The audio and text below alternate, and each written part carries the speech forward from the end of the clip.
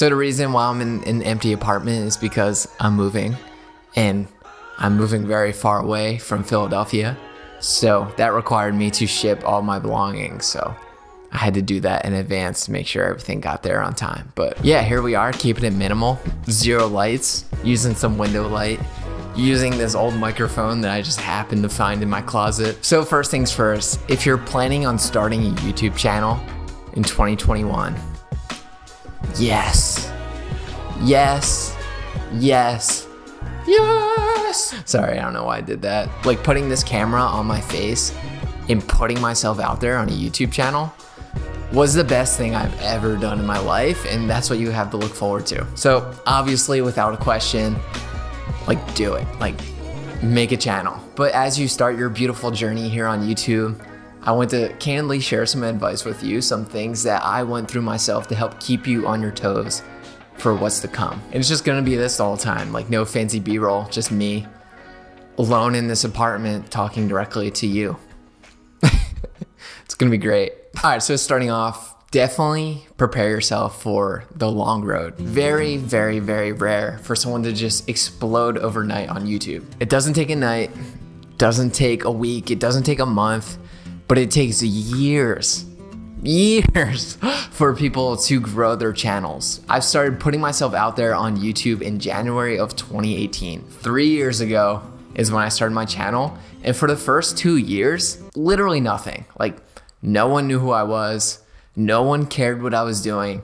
No one was watching my videos. And let me just tell you something. That is like the best thing that could have happened to me. I'm so happy that no one was watching when I first started my channel because A, like frankly, my videos really sucked, and B, like I was just trying to be too much. Like I wasn't being myself. I was trying to be like too outwardly, like that beautiful Peter McKinnon personality that he does so well because that's who he is, but that's not who I am. And me doing that was very awkward, and it's honestly quite embarrassing to look back at some of those old videos. But here in my 3rd year on YouTube is when people started to notice, people started to click, and people started to watch and started to care. And by that time, the videos are better. What you're seeing on the camera is actually who I was in real life, and that is awesome. That is why the people started clicking. That's why the people started watching. And I really needed those first 2 years to figure all of that out. The journey is long, which is honestly a tremendous thing. It's incredible that it takes so long because honestly, when you first start, you're not ready, and you need to start when you're not ready. So that's the key, like just start. You hear people say it over and over again, but it's the absolute truth. You just need to start.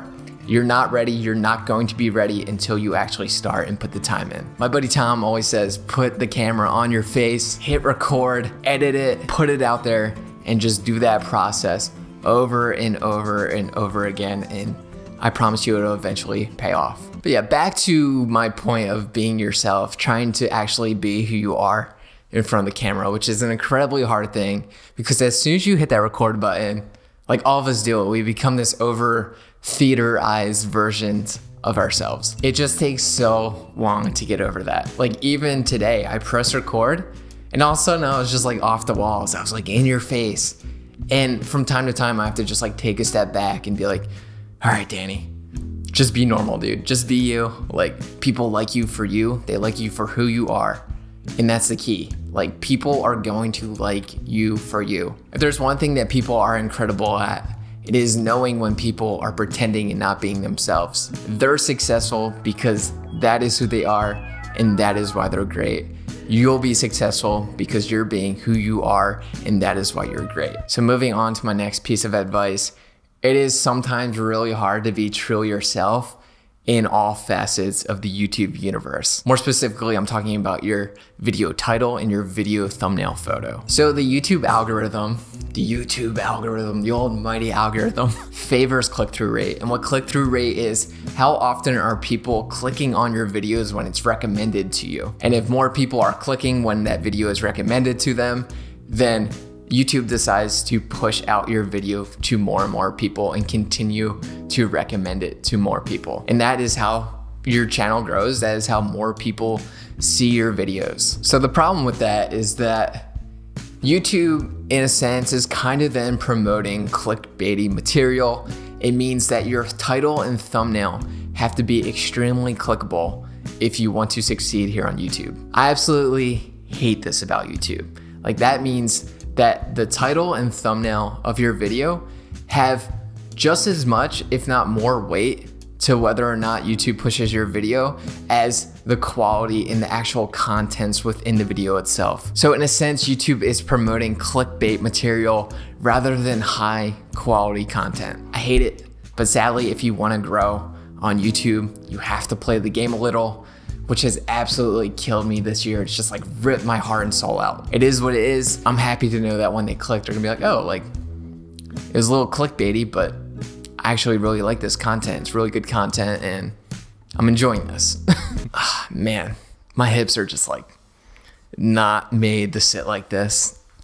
So next thing, the thing that I've struggled with the most throughout my YouTube journey thus far is trying not to be discouraged when a video that you put so much effort into, so much time, so much heart and soul into doesn't do well at all. And when I say doesn't do well, I'm talking in terms of numbers, in terms of views, in terms of comments, likes, whatever. Which the numbers you will get obsessed with on your YouTube journey, and it's really hard not to. It's like a drug, it like never becomes enough. Like no matter how many subscribers you have, how many views your videos are getting, like it becomes the new norm and it's never enough. But yeah, like I don't want to talk about numbers. I hate talking about numbers, but unfortunately like the numbers is what like shows that you're growing, and the numbers are like shows like your validity in some cases. So yeah, when a video you really care about, a video that you're really excited about doesn't do well numbers wise, it's really hard. It's very discouraging. It takes you out of it and it's like, what am I doing this for? Like the videos that I really care about aren't getting the views. But certain videos do better than other videos within specific niches, mine specifically being like the YouTube filmmaking niche. Videos that talk about new cameras, tutorials, things along those lines are what is going to get the views here in this specific niche. And honestly, it's not anything I ever want to talk about. I don't like talking about gear. I don't want to spend time just constantly doing tutorials and teaching other people when what I learned filmmaking for was to not just teach other people, it was to tell stories. But again, the matter of fact is those things that you put a ton of time in, those beautiful pieces, those projects that you put out to the world don't always do the best. If it makes you happy, that's all that actually matters. Like you can find a balance between, you know, those trendy videos. You can do camera gear talk a couple times a month, and then do those really exciting videos that you're super passionate about a few other times a month. Like my most popular video that I've ever done in terms of views has like over 750,000 views. It's just like this short video talking about frame rates. Took me 0 time to make. I could care less about that video. Most views of any video I've ever created. Like seeing that, like it's just laughable. Like it just makes you like be like, okay, whatever. Like obviously the videos I care about don't do well. So yeah, that leads into the next tidbit here, which is don't swing for the fences on every single video. Something trying to just shoot up to the moon and skyrocket those numbers. You really don't want one viral video to drive up your subscribers and to drive up all your views in a short amount of time. And the reason for that is because all those people see you as that one thing, and they're gonna expect that one thing from you, and they're gonna put you in this box and expect you to be that. And if you're not putting out that same video over and over again, they're not gonna support you. So as soon as you're not posting what they want you to post, they're not gonna click, and if they don't click, YouTube's gonna kill you in the algorithm. That is why there's channels with millions of subscribers that only get a few thousand views on their videos. Slow growth over these past few years has honestly been like a total blessing in disguise. Even though it's felt discouraging, like why is it taking so long? I'm so happy with the community that I've built and how engaged everyone is. And like I recognize the names of all the people commenting every single week. I feel like instead I've created like this great community of people that are there for each other, there for me, I'm there for them. It's just this really beautiful thing. It's like an army, like Dumbledore's army. Next one I'm gonna cover super quick, it's money. YouTubers make a ton of money. Not true. Like you're like, especially right away, like you're not gonna make any money. If you're doing this for the money, don't do it because it's not worth it. At least initially, it's not worth it. It takes a really long time. So if you're relying on YouTube as being your only source of income, don't do that. Like I've been doing it for 3 years.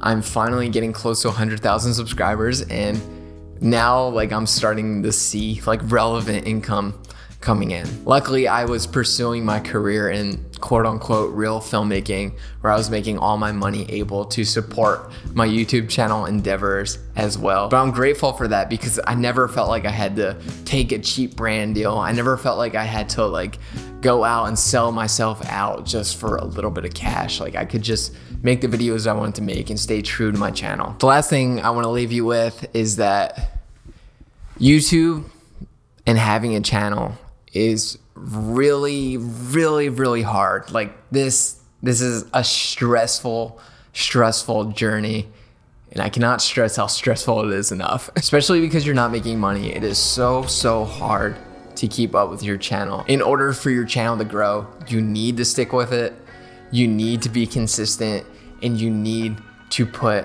100% effort into every single video that you create. Like you want to quit? Like I've almost quit probably 100 times in the past 3 years because of how difficult it is and how hard it is to see the potential positive future that is to come. But I'm always reminded of this meme here. Like you never know like when you're gonna strike gold. You never know when things are gonna pick up for your channel. Just don't give up if you truly want this, if you truly want to be here on YouTube and you really do believe in yourself. But yes, thank you